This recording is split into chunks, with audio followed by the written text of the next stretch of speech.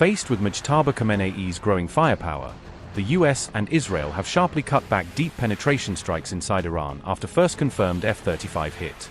US and Israeli jets pull further from Tehran skies as the invisibility shield of Western stealth fighters was shattered by a shoot-down. Are America's most advanced jets no longer guaranteed safe as Iran steps up air defenses and forces Washington to fire standoff weapons from afar? As Iran's Majid missile system likely ripped into an F-35's engine, are mounting jet and drone losses now shaking US air power in the Middle East? US and Israeli forces have significantly reduced deep penetration airstrikes over Iranian territory, according to reports assessing changes in their air campaign.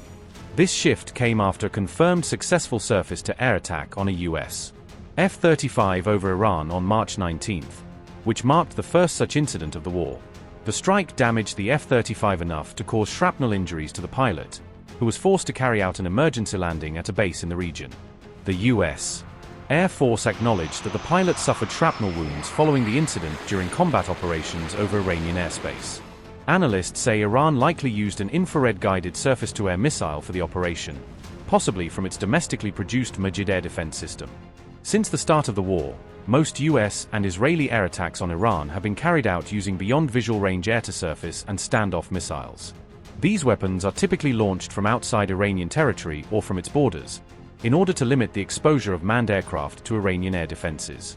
The F-35 was originally designed for deep strike missions inside heavily defended enemy airspace, combining stealth with advanced sensors to penetrate integrated defenses.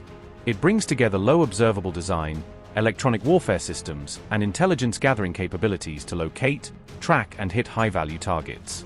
Iranian forces further claimed they had successfully targeted an advanced US F-18 fighter jet during these operations. Iran stated that this was the fourth US jet downed in the conflict, saying it was hit over the Chabahar area and crashed into the Indian Ocean. Iranian media released video footage on March 25 that they said showed the downing of the F-18. Iran asserted that the aircraft was precisely struck using missiles from a new advanced air defense system deployed by its forces. However, US Central Command publicly refuted these claims, stating that none of its aircraft had been shot down.